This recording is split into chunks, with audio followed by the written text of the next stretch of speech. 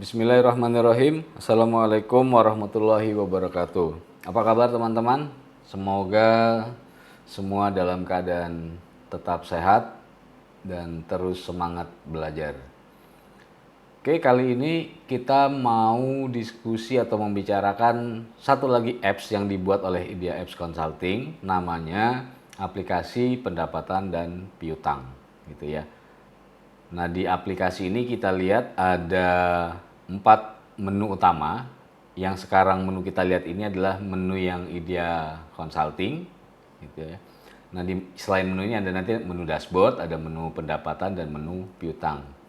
Kalau di menu Idea Consulting ini artinya nanti teman-teman bisa mengganti atau mengupdate sesuai kondisi bisnis masing-masing. Di menu Idea Apps Consulting ini isinya adalah daftar personil yang nanti terlibat menggunakan aplikasi ini, gitu. Oke, ini saya ganti dulu. Mungkin yang lebih tepat adalah kita pakai Finance Admin. Ini namanya Dara Ayunda. Oke, kita lihat satu-satu ya. Untuk di daftar personil ini ada menu atau tombol tambah. Jadi kalau nanti mau ditambah personilnya, silakan bisa menggunakan form ini, gitu. Oke, kalau sudah mari kita coba lihat dashboard.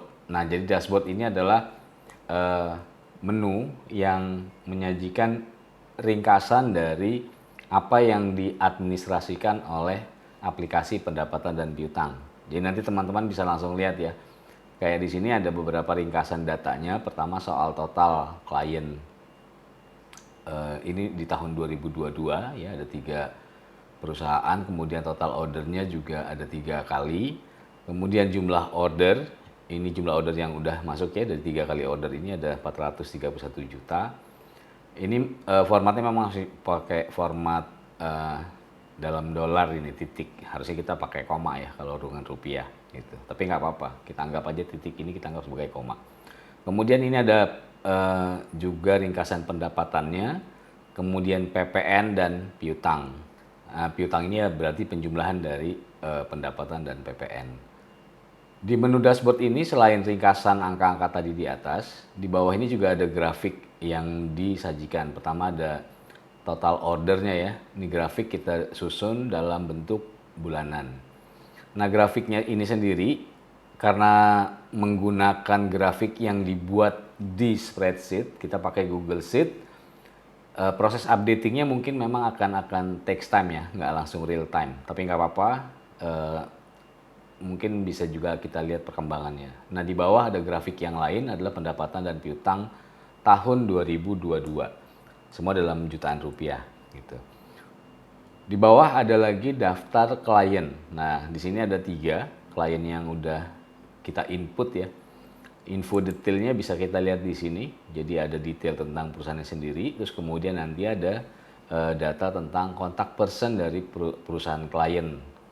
Jadi nanti kalau teman-teman punya klien, datanya bisa diinput. Nah, di bawah juga ada daftar order klien. Jadi setiap klien yang melakukan order, maka nanti kemudian setiap klien kita bisa lihat datanya. Listnya seperti ini. Oke, kita kembali ke dashboard. Untuk klien, nanti bisa klik ini ya, ada tombol tambah, ini diklik, tinggal diinput aja data yang diperlukan, detailnya. Ini juga bisa dimodifikasi, disesuaikan dengan kebutuhan masing-masing bisnis teman-teman nanti. Oke, kemudian kita beralih ke pendapatan. Ini menu pendapatan, sama di atas juga ada beberapa ringkasan datanya ya, diinformasikan terkait dengan proses administrasi pembuatan invoice. Pertama, invoice yang sudah tercetak ada berapa? Ada 6 unit di sini. Kemudian yang belum dicetak ada 3. Artinya ada 9 invoice yang seharusnya dicetak. Dari yang sudah dicetak, kemudian diidentifikasi juga berapa yang sudah terkirim dan berapa yang terkirim. Di bawah ringkasan data, kita bisa lihat ini ada satu section gitu ya, ada satu sesi yang membuat list klien dan order. Jadi informasi tadi di dashboard, di menu dashboard, ada 3 klien dan ada 3 order. Di sini kita bisa lihat nama kliennya siapa aja, terus kemudian jumlah ordernya masing-masing klien udah berapa kali, dan kemudian total penagihan di masing-masing gitu. Ini angka total gitu ya. Mungkin kita bisa lihat ini rincian datanya nih, PT Istiqomah Bergerak Maju, salah satu contoh klien yang coba diinput di sini gitu ya. Ini data dummy. Jadi data klien, data kontak kelihatan, kemudian data umum order, artinya secara agregat ini angka-angkanya, apa datanya, ada tanggal order, nomor order, tipe order, frekuensi pembayarannya nanti, ada PPN atau enggak gitu. Terus kemudian jenis items, produk atau jasanya, detailnya ada informasinya, total harga jual berapa, total PPN dan total tagihan. Nah di bawah juga ada informasi tentang karena ada frekuensi 3 kali pembayaran, maka nanti kita mesti membuat invoice-nya. Ya, ini ada penagihan termin 1, termin 2, dan yang terakhir sampai termin 3. Nah ini udah diproses, jadi ada proses yang kemudian kita akan mencetak invoice, terus kemudian nanti invoice itu dikirim, dan kemudian nanti terakhir apakah invoice itu sudah dibayar atau belum. Gitu. Ya, data ini bisa dilihat di menu pendapatan di bagian klien dan order. Nah di atas ini ada juga tombol order baru. Kita bisa klik order baru. Jadi kalau nanti ada order baru, tinggal di input di dalam sini. Kalau ternyata kliennya klien baru, bukan klien yang sudah terdaftar, maka kita balik ke dashboard untuk tambah dulu kliennya. Gitu. Karena nanti kalau kita akan memilih nama kliennya. Jadi kalau belum di input, ini kita data klien baru, kita input dulu data kliennya, baru kita input di sini ya. Oke, ini ada tanggal order, kuantitas ordernya, satuannya, terus kemudian dikenakan PPN atau tidak. Kalau tidak berarti lanjut, tapi kalau iya, oh sorry ini karena belum diisi ya, ini mesti harus diisi dulu datanya. Nah kalau udah diisi datanya, karena dia akan bergerak gitu ya. Ini disediakan 3 ini ya, sampai ada 3 item atau 3 service yang bisa ini. Jadi sampai uraian order ketiga gitu. Oke. Nah, kenakan PP tidak PP ini bisa dipilih. Nah, nanti tipe ordernya juga sama. Ini tipe ordernya kalau kemudian ternyata dia tunai, bisa langsung diklik tunai, tapi kalau termasuk nanti pembayaran tunainya berapa, ini dianggap sebagai termin 1, tanggal penagihan atau tanggal penerbitan invoice-nya kapan. Kalau kredit nanti tergantung dari frekuensi pembayarannya berapa. Jadi kalau kita pilih, oh ternyata dia cuma bayar 2 kali, maka nanti kita akan menginput data untuk berapa rasio di termin pertama dan berapa proporsionalnya di 2 gitu. Jadi kalau asumsi totalnya 100. Jadi kalau cuma 2 kali berarti misalnya yang pertama 50, yang kedua berarti 50 gitu. Kalau di input frekuensi pembayarannya 3 kali, berarti harus membuat termin penagihan sampai 3 gitu ya. Nah rasio penagihannya setiap termin itu ditulis. Nah ini kita bisa input di sini sampai tanggal, setelah nanti kalau sudah kemudian di submit. Untuk yang sekarang nggak dikasih contoh untuk melakukan input ini ya, jadi kita menggunakan yang sudah di input aja. Ini udah ada 3, nanti kita proses. Oke, terus kemudian di bawahnya ada kemudian informasi tentang tata kelola invoice-nya. Ini yang menginformasikan berapa invoice yang belum update data dan dicetak. Di sini ada 2 ya, ada 2 contoh. PT JMP ini inisialnya, dan kemudian NPD ada 2. Keterangannya di sini belum lengkap. Di bawah ada invoice yang belum dikirim, itu ada 3, JMP, NPD. Ini juga ada total penagihan. Kemudian yang di bawah invoice yang sudah dikirim, gitu. Infonya kira-kira gitu. Nah, kita lihat lagi untuk menu berikut di piutang. Di piutang juga ada ringkasan data tentang administrasi piutang. Pertama, berapa total piutang selama tahun 2022 yang sudah terjadi, kemudian berapa yang sudah dibayar, kemudian dihitung berapa piutang jatuh temponya. Gitu. Nah, dari piutang yang jatuh tempo itu kemudian diklasifikasi. Ini namanya aging schedule atau aging receivable ya, kalau yang kita belajar akuntansi biasanya kenal itu. Jadi diklasifikasi berapa yang besaran piutang yang di bawah berusia di bawah 1 atau sama dengan 1 bulan. Kemudian juga nanti ini sama, ini harusnya yang kedua adalah yang di bawah atau sama dengan 3 bulan usianya, usia piutangnya. dan yang terakhir ada yang 3 bulan. Karena kita sekarang ada di bulan Februari, sementara ini administrasi data yang diinput adalah tahun 2022, kayaknya kita nggak ketemu dulu untuk yang di atas 3 bulan. Tapi nanti kalau ini dipakai proses berjalan selama tahun 2022, mungkin akan terlihat. Nah, di bawah ringkasan data besaran itu, kita bisa lihat ada juga grafik untuk piutang dan pembayaran. Nah, grafik ini juga akan terus bergerak sesuai dengan langkah administrasi yang kita lakukan di dalam aplikasi pendapatan dan piutang. Di bawahnya ada daftar piutang, nanti akan tersusun semua di sini. Kemudian di bawahnya lagi adalah penerimaan pembayarannya, masing-masing berapa. Oke, kira-kira itu penjelasan ringkas dulu untuk setiap ini. Kita akan mulai dari menu pendapatan. Prosesnya nanti kita coba lihat kapan dia dibuat dulu, dicetak dulu invoice-nya. Setelah invoice dicetak, kemudian invoice dikirim. Setelah invoice dikirim, maka kemudian nanti di email. Oke, kira-kira itu kita akan lanjut detailnya. Nah, kita kembali lagi ke menu pendapatan ya, teman-teman. Kita mulai coba prosesnya. Kita lihat, ini kalau yang istiqomah semuanya sudah tercetak dan sudah di invoice-nya sudah dicetak, sudah dikirim dan sebagainya juga sudah dibayar. Kita mulai dulu di PT Jayalah Merah Putih. Nah, tandanya kalau kemudian ada yang belum dicetak invoice, kita bisa lihat informasinya. Termin 1 udah dicetak gitu ya. Termin 2 juga udah dicetak. Cuma yang termin 3 belum. Nah, tandanya adalah tombol update dan cetak invoice di sini masih muncul. Kalau udah tercetak semua dia akan hilang. Oke, kita mulai input ya. Ini berarti sekarang terminnya tadi termin 3 yang kita input. Nah, data informasi invoice termin 3 ini semua udah tertulis di sini. Rasio penagihannya 20%, semuanya udah ini. Termasuk nama penanda tangan dan jabatan penanda tangan. Udah ada di sini. Nah, tinggal kita masukin masa jatuh temponya berapa lama. Nah, sekarang kita masukin masa jatuh tempo terhitung dari tanggal invoice ya. Misal kita pakai ini harinya hari kalender, kita pakai 5 hari aja misal gitu.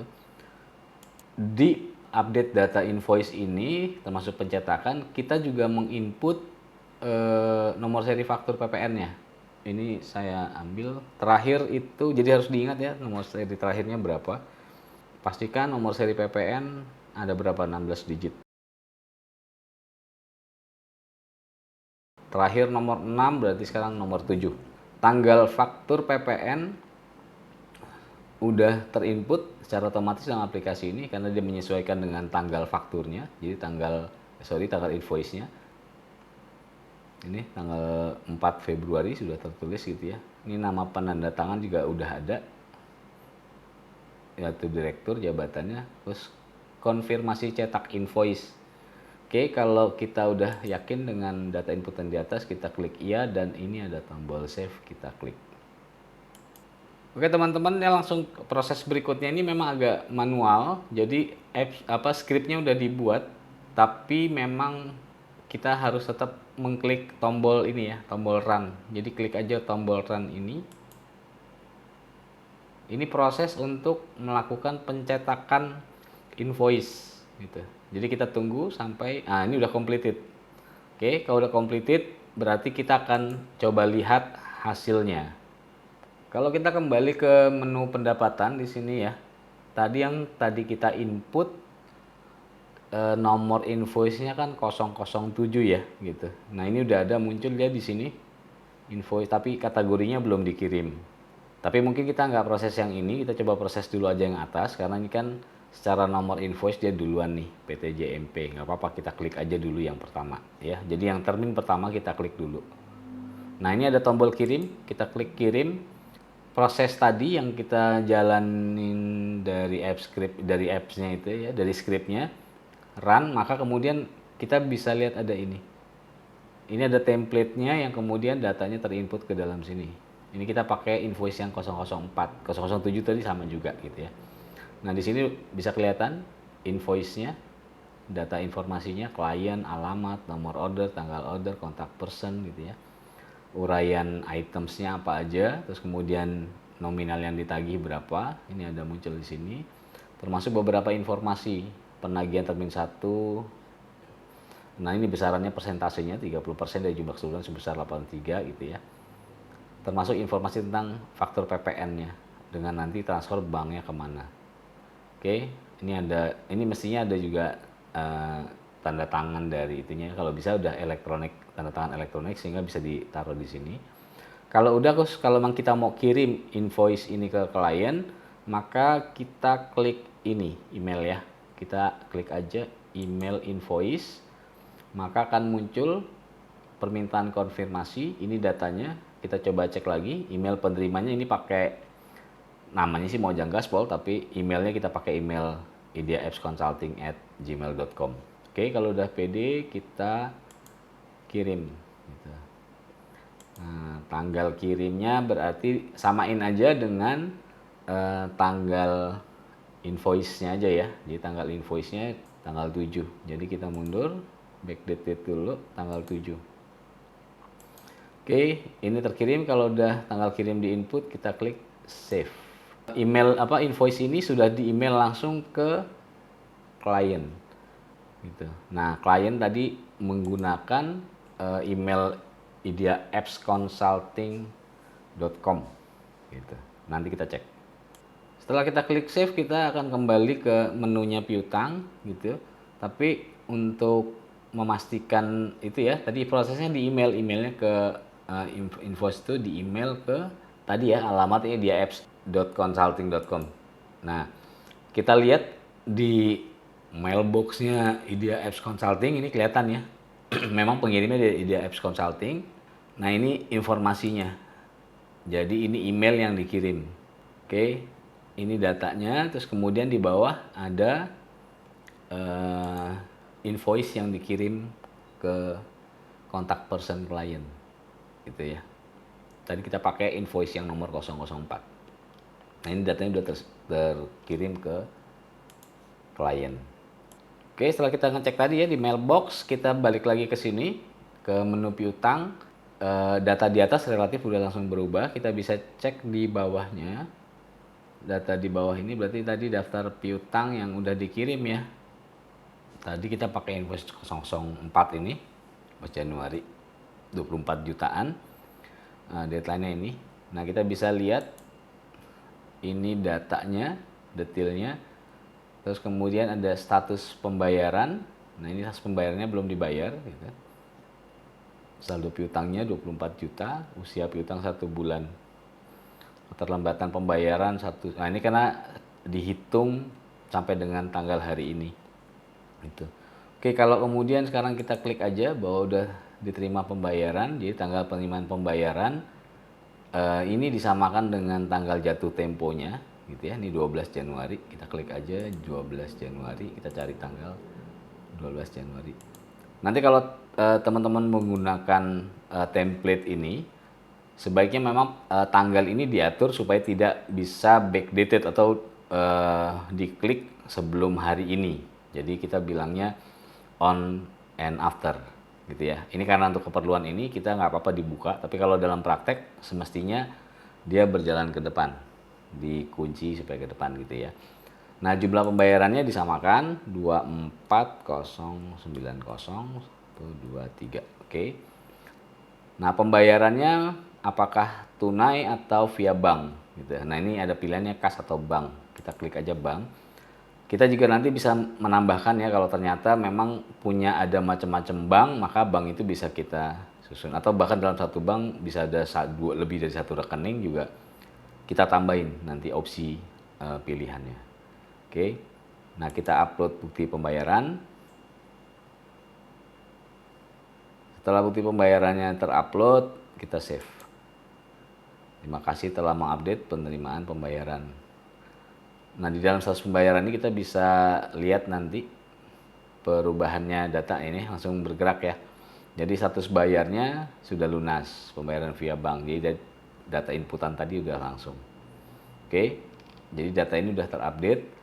Kalau sudah terbayar berarti sudah tuntas prosesnya sampai penerimaan pembayaran. Ini lunas. Tadi kita pakai yang 004. Ini informasinya lunas, statusnya kita bisa lihat detailnya sama dengan yang tadi udah lunas. Oke, kira-kira itu proses yang dilakukan. Sebelum kita tutup, ada beberapa informasi yang mau di-share ke teman-teman. Nah, informasi yang mau di-share pertama, template yang tadi diceritain tentang aplikasi pendapatan dan piutang. Teman-teman kalau yang mau mengcopy web atau mobile apps template-nya, itu ya di bawah ada linknya untuk kemudian coba mengisi request form ini gitu. Jadi request form ini pakai Google Form, kalian bisa langsung nanti klik aja linknya, bisa langsung menginput form di sini, lengkapi datanya. Secara umum prosedurnya di sini bisa dibaca ya. Jadi prosedurnya itu pertama harus sign up dulu ke account Glide karena ini platform kayak Glide. Silakan klik dengan link ini, terus kemudian melengkapi mengirim request form ini. Nanti kalau sudah submit, kita akan coba cek informasi data yang diinput di dalam sini. Kita akan kasih link untuk mengcopy template-nya. Jadi nanti teman-teman bisa langsung melakukan modifikasi, disesuaikan dengan kondisi bisnis masing-masing dan bisa langsung go live. Oke. Sementara kita ada 2 yang versi bahasa Indonesia yang bisa kita share ya kalau memang diperlukan oleh teman-teman. Itu ada 2. Pertama ada aplikasi yang terkait dengan Musikopi dan sekarang adalah aplikasi manajemen pendapatan dan piutang. Link untuk form request ini ya disimpan aja karena setiap nanti ada tambahan web dan mobile apps yang kita buat, kita akan input lagi di dalam sini. Mungkin kalau yang udah lupa sama web yang aplikasi Musikopi, kita bisa lihat sebentar ya. Ini aplikasi Musikopi.